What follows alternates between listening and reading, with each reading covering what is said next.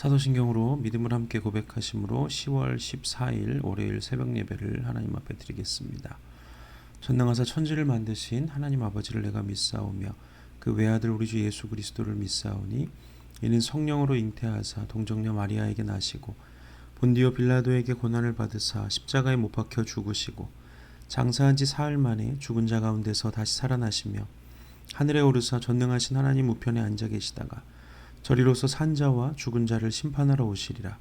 성령을 믿사오며 거룩한 공예와 성도가 서로 교통하는 것과 죄를 사하여 주시는 것과 몸이 다시 사는 것과 영원히 사는 것을 믿사옵나이다. 아멘. 오늘 우리에게 주신 하나님의 말씀은 시편 52편 1절에서 9절까지 말씀입니다. 시편 52편 1절에서 9절입니다. 포악한 자여, 내가 어찌하여 악한 계획을 스스로 자랑하는가? 하나님의 인자하심은 항상 있도다. 내 혀가 심한 악을 꾀하여 날카로운 삭도같이 간사를 행하는도다. 내가 선보다 악을 사랑하며 의를 말함보다 거짓을 사랑하는도다. 간사한 혀여, 너는 남을 해치는 모든 말을 좋아하는도다. 그런즉 하나님이 영원히 너를 멸하시며 너를 붙잡아 내 장막에서 뽑아내며 살아있는 땅에서 내 뿌리를 빼시리로다. 의인이 보고 두려워하며 또 그를 비웃어 말하기를 이 사람은 하나님을 자기 힘으로 삼지 아니하고 오직 자기 재물의 풍부함을 의지하며 자기의 악으로 스스로 든든하게 하던 자라 하리로다. 그러나 나는 하나님의 집에 있는 푸른 감람나무 같으며 하나님의 인자하심을 영원히 의지하리로다. 주께서 이를 행하셨으므로 내가 영원히 주께 감사하고 주의 이름이 선하심으로 주의 성도 앞에서 내가 주의 이름을 사모하리이다. 아멘. 오늘은 시편 29편, 25편의 말씀, 시편 52편의 말씀을 가지고 그러나 나는 이라는 제목으로 함께 말씀을 나눕니다. 오늘 이 시편 52편은 언제 누구에 의해서 지어진 시인지가 명확하게 명시가 되어져 있습니다.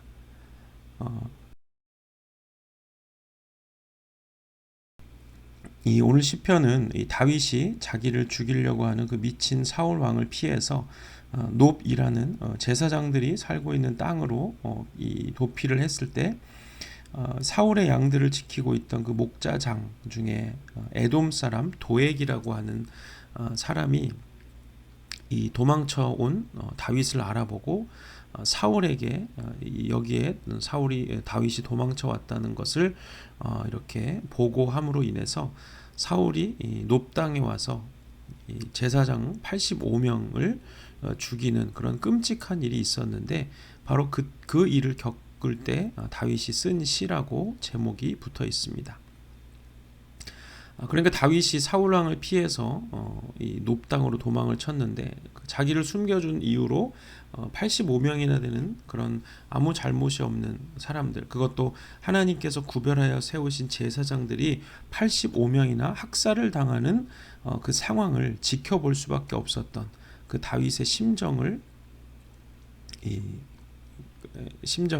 기록한 그런 시입니다.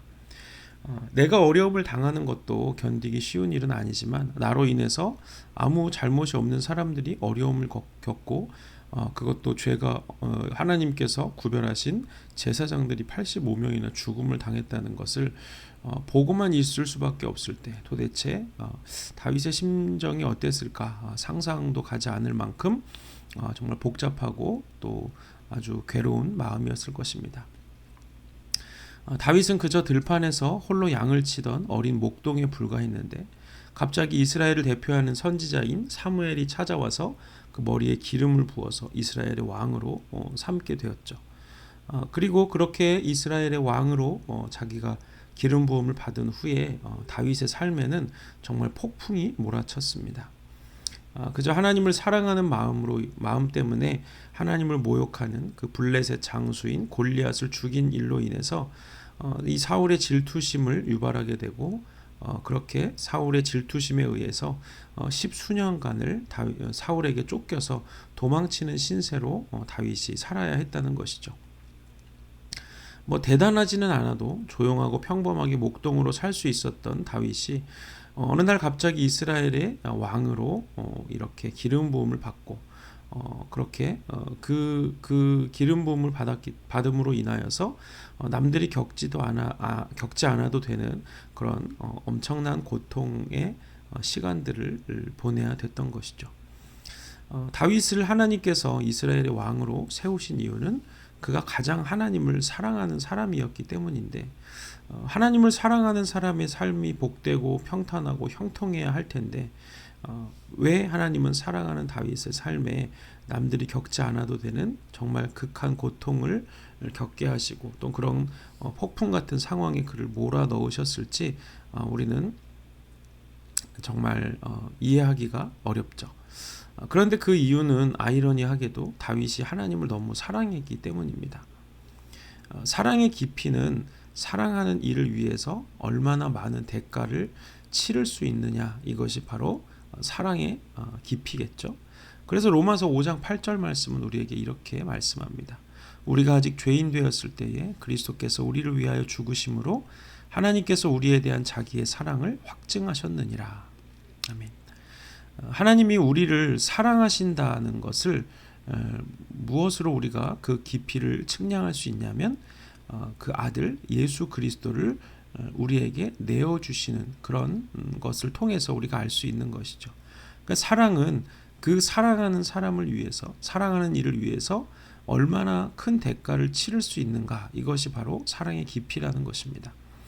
그래서 하나님을 사랑하는 사람들은 하나님을 위해서 자기 모든 것을 내어드리게 되는 것이죠. 하나님을 향한 사랑을 확인하는 그 자리까지 나가게 되는 것입니다. 다윗은 성경의 어떤 누구보다 이유가 없어 보이는 많은 고난을 당한 사람인데, 미친 왕에게 쫓기는 것만으로도 힘들었지만 그 쫓기는 상황 가운데 정서적으로 감정적으로 불안하고 불평과 원망과 원한에 가득 찬 수백 명의 사람들과 함께 지내야 됐고, 또 그들에게 배신을 당하기도 하고, 또 자기 목숨을 걸고 생명을 구해준 사람들에게도 배신을 당하고 부모에게도 버림을 당하고, 정말 더 이상 무슨 고난이 있을까 할 정도로 많은 고난을 겪었습니다. 그런데 다윗은 그 시간들을 지나면서 하나님의 사랑의 깊이를 닮아가게 되는 사람이 되는 것이죠.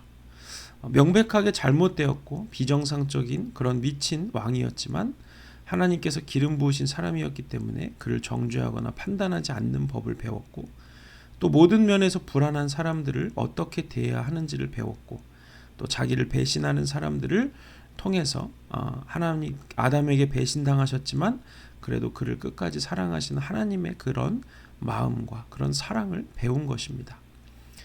그렇기 때문에 사랑이라는 것은 화려하고 아름답게 빛나는 것이 아니라 진짜 사랑은 그 사랑하는 이를 위해서 내가 기꺼이 죽는 것, 그것이 진짜 사랑이라는 것이죠. 오늘 시편 52편은 이 다윗이 이 시편 52편을 기록될 때의 상황은 다윗이 이렇게 하나님의 사랑을 깨닫는 사람으로 빚어져가는 그런 과정에 이 초입에 있었던 그런 일입니다. 이런 일을 당했을 때 다윗은 너무나도 당황스러웠을 것이고, 또 한편으로는 엄청난 죄책감에 시달리기도 했을 수 있습니다. 왜냐하면 자기 때문에 이유 없는 85명들의 제사장들이 죽었기 때문에 그렇죠. 그러나 다윗은 당황스럽고 그렇게 죄책감이 밀려오는 그 감정에 휩싸이지 않고 목동 시절부터 그랬던 것처럼 하나님의 사랑에, 하나님을 사랑하는 데 초점을 맞추었습니다. 하나님을 구별하여 세우신 제사장들을 죽게 한 에돔 사람 도에게 죄가 명백하지만 자기 스스로 그를 판단하거나 정죄하지 않고 그의 심판을 철저하게 하나님께 맡기죠. 5절 말씀에 보면 그런즉 하나님이 영원히 너를 멸하시며 너를 붙잡아 내 장막에서 뽑아내며 살아있는 땅에서 내 뿌리를 빼시리로다. 나에게 악하게 대하는 사람들과 악을 행하는 자들은 항상 있을 수 있습니다. 우리의 어떤 사람들은 부모가 그렇게 나를 대할 수도 있고, 또 직장에서나 또 어디서나 나를 그렇게 악하게 대하는, 악을 행하는 자들이 있을 수 있습니다. 그러나 우리는 그들 때문에 괴로워하거나 당황하거나 침체될 필요도 없고, 또 그렇게 되어서도 안 되죠. 왜냐? 내가 하나님 앞에서 온전한 길을 걷는데 나를 괴롭게 하는 자들은 하나님께서 나에게 하나님의 사랑을 가르치시기 위해서 앞에 둔 자들이기 때문에 그렇습니다. 그렇기 때문에 그들이 죄가 없는 것은 아니지만 그들을 판단하고 정죄하면서 내 감정과 또 나의 거룩함을 잃어버릴 필요는 없다는 것이죠. 그렇게 하는 것. 만약에 우리가 그렇게 그 죄 지은 사람을, 나에게 악을 행하는 사람을 나도 욕하고 또 정죄하고 판단하고 심판하게 되면 그 사람의 죄에 내가 동참하는 것이 되고, 내가 스스로 하나님의 자리에 앉아서 그 사람을 심판하고 판단하고 있기 때문에 내가 나에게 죄를 범하는 사람보다 더 악하게 교만의 죄를 짓고 있는 것입니다. 그렇기 때문에 우리가 늘 살면서 이런 상황, 정말 말도 안 되는 상황을 겪고 그런 악한 일들을 보게 될 때 그때마다 우리는 오늘 다윗이 선포한 것처럼 선포할 수 있어야 합니다. 오늘 8절 말씀에 보니까 그러나 나는 하나님의 집에 있는 푸른 감람나무 같으며 하나님의 인자하심을 영원히 의지하리로다. 다윗이 이렇게 고백하죠. 오늘 말씀의 제목을 이 8절 앞에 나오는 그러나 나는 이라고 이렇게 정해봤는데, 정말 말도 안 되는 상황에 놓여 있고 악을 행하는 자들 때문에 너무 고통스럽고 또 그런 사람들이 항상 있을 것이지만, 다윗은 그런 사람이나 그런 상황에 휩쓸려 가지 않기로 결단하면서 그러나 나는 세상이 아무리 그렇고 악한 자들이 아무리 악을 행한다고 할지라도 그러나 나는 그렇게 하지 않겠다는 그런 담대한 결단이 담겨 있습니다. 비록 다윗의 현실은 절망적이고 정말 그런 어려운 상황 가운데 있지만 자기 자신은 하나님의 집에 있는 푸른 감람나무와 같다고 이야기하는 것입니다. 감람나무라는 것은 성경에서 이 무성한 열매를 맺는 나무를 상징할 때, 이 올리브, 그렇게 막 이렇게 아롱다롱 달린 그 올리브를 보면서 그 무성한 열매를 상징하는 것이 또 감람나무죠.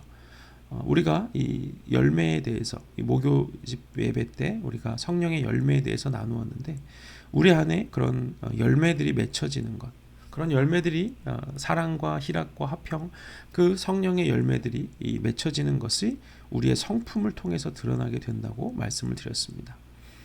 그렇기 때문에 우리가 어떤 상황과 환경에 그 사람들과 똑같이 반응하지 않고 그 사람들의 모든 죄를 하나님께 맡기고 나는 열매 맺는 감람나무처럼 하나님의 그 인자하심을 의지하면서 그래, 하나님의 선하심을 붙들고, 그래, 하나님은 항상 선하시고 이 모든 상황을 하나님께서는 보시고 또 보시는 대로 하나님께서 보응하실 것이라는 그 믿음을 가지고 우리의 성품을, 우리의 풍성한 삶의 성령의 열매들을 빼앗기지 않는 그런 삶이 필요하다는 것입니다.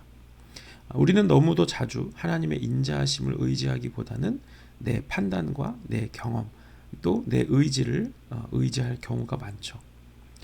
밖에서 어떤 파도와 폭풍이 몰아친다고 해도 배에서 잠을 주무셨던 예수님처럼 우리는 이해할 수 없고 감당할 수 없는 엄청난 사람과 상황들의 그런 폭풍을 만나더라도 우리의 마음으로 하나님의 인자하심을, 즉 하나님의 사랑에 우리의 마음을 두어야 한다는 것입니다. 우리가 그렇게 할 수 있다면 마지막 절에 다윗이 고백했던 것처럼 이렇게 고백할 수 있게 되겠죠. 주께서 이를 행하셨으므로 내가 영원히 주께 감사하고 주의 이름이 선하심으로 주의 성도 앞에서 내가 주의 이름을 사모하리이다. 아멘. 다윗이 지금 당한 상황, 도무지 감사할 수 있는 상황도 아니고 또 뭔가 이 정신을 차릴 수도 없는 그런 상황인데, 인간적으로는 그렇다고 할지라도 다윗은 하나님의 사랑 안에 푹 잠기기를 원했고, 이 모든 것이 하나님께서 행하신 일이기 때문에 그저 내가 할 수 있는 것은 감사할 일밖에 없고 하나님의 선하심을 찬양하면서 여전히 하나님을 사모한다고 고백할 수 있게 되는 것입니다. 다윗이 8절에서 그러나 나는 이라고 고백하면서 세상이 어떻든, 세상이 얼마나 악하게 가든지 그러나 나는 그 길이 아니라 하나님을 사랑하는 길, 정죄와 판단이 아니라 하나님의 선하심을 의지하고 바라보는 그 길을 걸을 수 있기를 바랍니다. 다윗이 그렇게 고백했던 것처럼 우리도 그렇게 이 오늘 하루를 살아가면서 세상이 어떻든 그러나 나는 하나님을 더욱 사랑하고 하나님의 선하심을 바라보고 감사하겠다고 결단하면서 살아가는 우리 부으시는 교회 모든 성도들 되시기를 주님의 이름으로 축복합니다. 기도하겠습니다. 거룩하신 하나님 은혜를 감사합니다. 오늘 시편 52편의 말씀을 통해서 정말 말할 수 없는 고난을 겪고 있는 다윗의 상황을 우리가 함께 살펴보았습니다. 정말 자기로 인해서 아무 죄 없는 85명의 사람들이 죽임을 당하고 또 거기에 대한 여러 가지 죄책감과 또 하나님을 원망하는 마음도 있을 수 있었겠지만 그러나 다윗은 그렇게 이해할 수 없고 또 악을 행하는 자들, 그런 자들이 항상 이 세상에는 있을 것이지만 그러나 나는 하나님을 사랑하고 또 하나님을 갈망하고 사모하기로 결단한다고 또 감사하기로 결단한다고 고백하는 모습을 보게 됩니다. 우리가 살아갈 때에도 정말 우리를 덮칠 것 같은 수많은 폭풍우와 또 악을 행하는 자들, 또 나를 괴롭게 하는 수많은 사람들이 있을 수 있겠지만 하나님, 그러나 그들을 판단하거나 정죄하는 자리에 가지 않게 하시고 하나님, 그 세상이 어떻든 내 주변 사람들과 상황이 어떻든 그러나 나는 하나님을 사랑하기로 결단합니다 라고 하나님 앞에서 신실하게 살아가는 우리 부으시는 교회 성도들 될 수 있도록 인도하여 주시옵소서. 이제는 우리 구주 예수 그리스도의 은혜와 하나님 아버지의 사랑과 성령의 교통하심이 하나님 앞에서 그러나 나는 이라는 믿음으로 살아가기를 결단하는 우리 부으시는 교회 모든 성도들 머리 위에 가정과 삶의 현장 위에 이제로부터 영원토록 함께 하시기를 간절히 축원하옵나이다. 아멘. 감사합니다. 오늘 하루도 믿음으로 그러나 나는 이라고 외치면서 하나님을 선택하는 삶을 살아가기를 축복합니다. 내일 새벽에 또 뵙겠습니다. 감사합니다.